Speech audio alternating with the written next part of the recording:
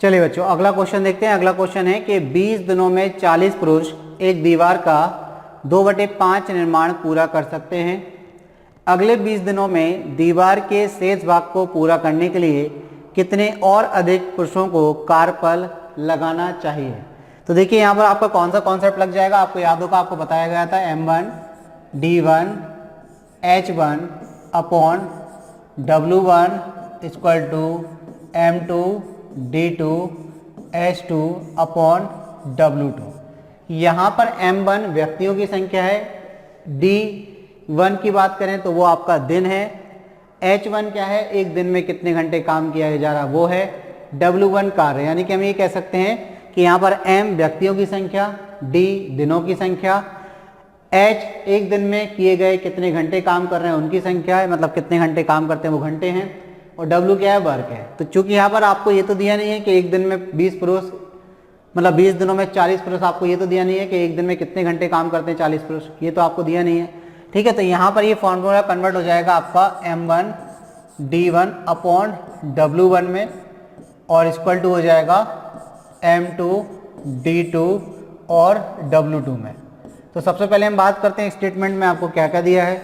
तो स्टेटमेंट में दिया है 20 दिनों में 40 पुरुष, तो M1 की वैल्यू कितनी दी है, तो आप कहेंगे सर 40 पुरुष। D1 की वैल्यू कितनी दी है, तो आप कहेंगे सर 20 दिन। अच्छा, कितना काम करते हैं, तो W1 आपको दिया है 2/5, ये पहली कंडीशन। अभी बोल रहे हैं कि 20 दिनों में दीवार के शेष भाग को पूरा करने के लिए कितने और अधिक पुरुषों को कार्य पर लगाना होगा।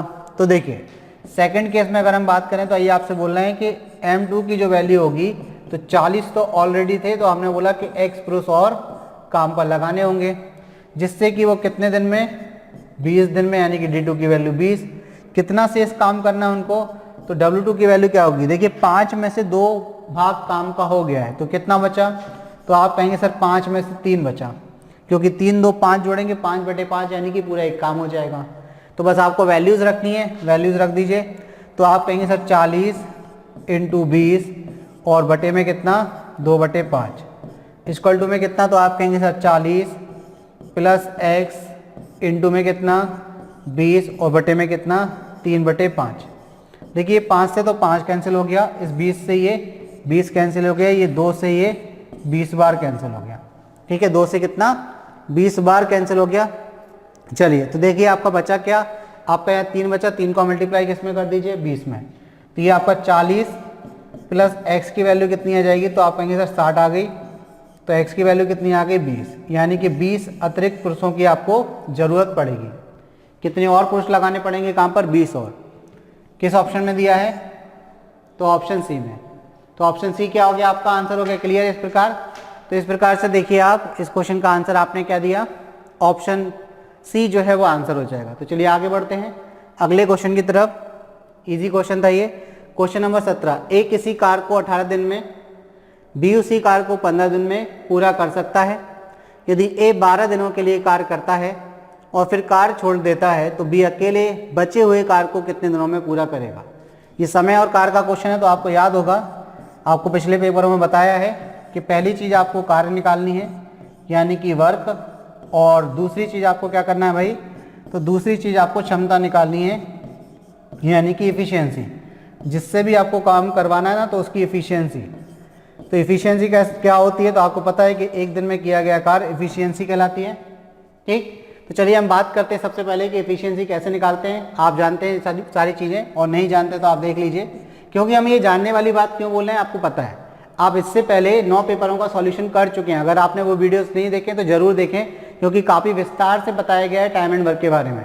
और अगर सेपरेट से भी आप टाइम एंड वर्क करना चाहते हैं ना, तो आप क्या करें, स्टडी अड्डा के यूट्यूब चैनल पर जाएं, वहाँ जाकर प्लेलिस्ट में आपको टॉपिक वाइज मैथमेटिक्स मिलेगा, एक प्लेलिस्ट में ऑप्शन विकल्प फोल्डर मिलेगा, उस फोल्डर के अंदर आपको टाइम एंड वर्क के क्वेश्चन अवेलेबल है। ठीक है ना।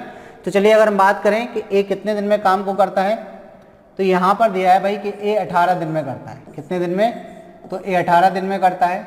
अगर हम बात करें कि बी उसी काम को कितने दिन में करता है, तो आप कहेंगे सर 15 दिन में करता है। कितने दिन में करता है, 15 दिन में। ए 12 दिनों के लिए कार्य करता है, मतलब इन्हें 12 दिन काम किया। तो सबसे पहले आप कार्य कैसे निकालते हैं, आपको याद होगा जो दिन दिए रहते हैं उनका एलसीएम लेकर हम कार निकालते हैं, क्योंकि कार ये समान कर रहे हैं तो हमें एक समान संख्या चाहिए जो दोनों से कट जाए। तो 18 और 15, 15 सिक्का 90 और 18 पंचा 90 होता है।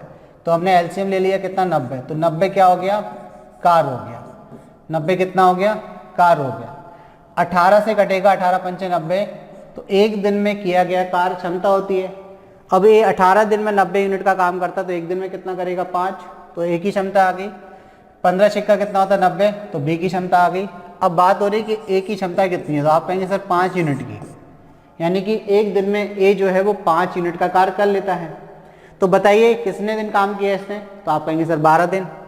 12 दिन में कितना काम कर लिया, तो 12 पंचे 60, 60 यूनिट काम कर लिया। तो अगर हम शेष कार्य की बात करें कि शेष कार्य कितना बचा, रिमेनिंग वर्क कितना बचा जो 20 से आपको कराना है, तो 90 में से 60 माइनस कर दीजिए, तो आप कहेंगे सर 30 यूनिट का कार्य बचा है।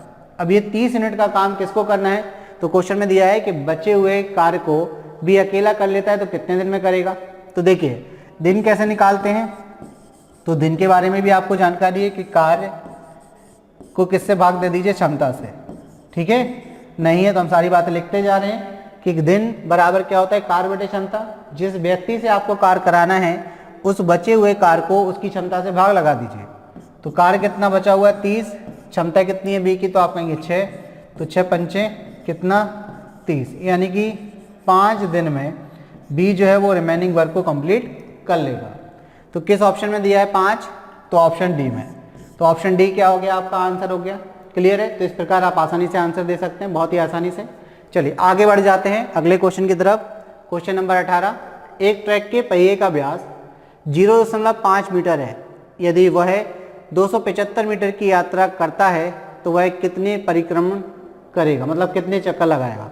देखिए जब अगर एक कोई ट्रक दिया है आपको, पहिया दिया है और उसका व्यास दिया है, व्यास मतलब क्या होता है, त्रिज्या का दोगुना। ये आपको कितना दिया है, 0.5 मीटर दिया है। ध्यान रखना, अगर हम यहाँ पर एक पॉइंट बना देते हैं ए और ये पूरा एक चक्कर लगाकर वापस एक पॉइंट ए पर आ जाएगा, तो इसका मतलब ये पहिया कितनी दूरी तय करेगा, अपनी परिधि के बराबर। तो हम कह सकते हैं कि पहिए के द्वारा एक चक्कर में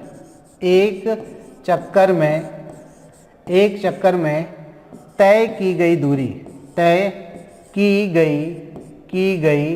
दूरी, पहिए के द्वारा एक चक्कर में तय की गई दूरी, तो आप कहेंगे सर 2πr, मतलब उसकी परिधि के बराबर। आर कैसे निकालेंगे, तो व्यास का आधा होती है, मतलब डायमीटर का आधा होती है। तो त्रिज्या की वैल्यू आएगी, यहाँ पर व्यास दिया है 0.5, उसका आधा कर दीजिए, पॉइंट हटाएंगे कितना हो जाएगा 20, तो 1/, कितना हो जाएगा 4।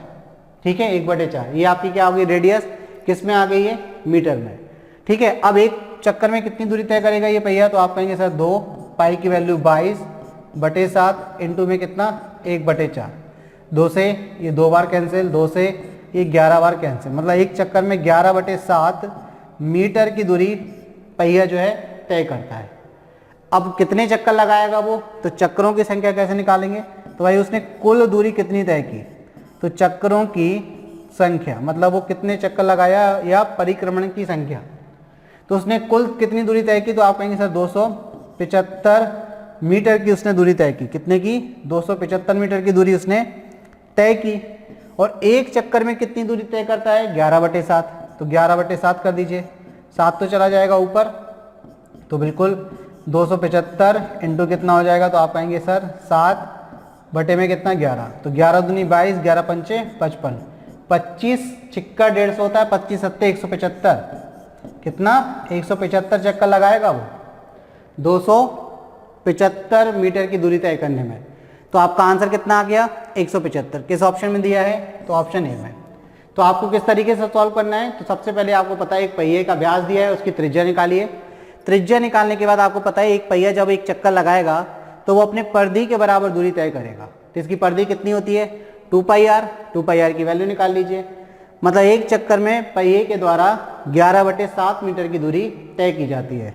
तो चक्करों की संख्या निकालनी है, तो उसने कितने दूरी तय की 275, एक चक्कर में कितनी दूरी तय करता है 11/7, तो चक्करों की संख्या होगी आपकी 175। क्लियर है, चलिए आगे बढ़ जाते हैं क्वेश्चन नंबर 19 की तरफ। यदि एक वर्ग का परिमाप 72 सेंटीमीटर है तो इसका क्षेत्रफल निम्न होगा।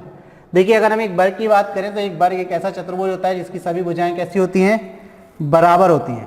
वर्ग एक ऐसा चतुर्भुज होता है जिसकी सभी भुजाएं कैसी होती हैं, आपस में बराबर होती हैं। तो ये हमने वर्ग बना लिया। इसकी एक भुजा अगर ए है तो सभी भुजाएं क्या होंगी, ए होंगी।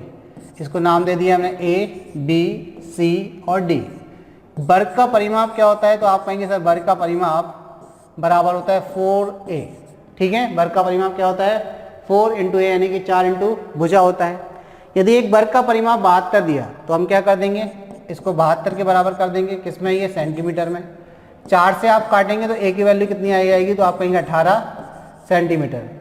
अब पूछा है कि इसका क्षेत्रफल कितना होगा, तो वर्ग का क्षेत्रफल कितना होता है। अगर हम क्षेत्रफल की बात करें तो आप कहेंगे सर भुजा का स्क्वायर, यानी कि 18 का वर्ग 324 सेंटीमीटर स्क्वायर आपका आंसर हो जाएगा। किस ऑप्शन में आपको दिया है, अगर बोला जाए तो 324 ऑप्शन ए में दिया हुआ है। ऑप्शन ए क्या हो जाएगा, फिर आपका आंसर हो जाएगा। क्लियर होगी बात। इस प्रकार देखिए सिंपल था क्वेश्चन, परिमाप दिया था उसको परिमाप के बराबर किया। वर्ग की भुजा नहीं होगी जब तक हमारे पास, तब तक हम क्षेत्रफल नहीं निकाल सकते, तो इसलिए परिमाप के माध्यम से भुजा निकाली और उसका वर्ग कर दिया तो क्षेत्रफल आ गया। ठीक, चलिए तो अगला क्वेश्चन देखते हैं, क्वेश्चन नंबर 20। क्वेश्चन नंबर 20 आपसे कह रहा है कि 7 सेंटीमीटर त्रिज्या वाले एक वृत्त की परिधि निम्न होगी। देखिए अगर आपके पास वृत्त की त्रिज्या दी है, त्रिज्या क्या होती है, केंद्र से परिधि तक की दूरी, और ये आपको कितनी दी है, तो आप कहेंगे सर 7 सेंटीमीटर। 7 सेंटीमीटर त्रिज्या वाले एक वृत्त की परिधि बतानी है, तो वृत्त की परिधि बहुत सिंपल है, आप जानते हैं कि वृत्त की परिधि क्या होती है, तो आप कहेंगे सर 2 पाई r होती है। तो 2 और पाई की वैल्यू कितनी होती है, 22/7। r की वैल्यू भी कितनी है, 7, 7 से 7 कट जाएगा, 22 दूनी 44। किसमें यूनिट दी है, सेंटीमीटर में, तो ये जाएगी सेंटीमीटर, यानी कि परिधि कितनी आ जाएगी, 44 सेंटीमीटर। किस ऑप्शन में आपको दिया है 44 सेंटीमीटर, तो ऑप्शन डी में दिया हुआ है। ऑप्शन डी क्या हो जाएगा, आपका आंसर हो जाएगा। तो इस प्रकार देखिए हमने फिर से क्या किया भाई, 10 क्वेश्चनों का सॉल्यूशन किया आज। ठीक है ना।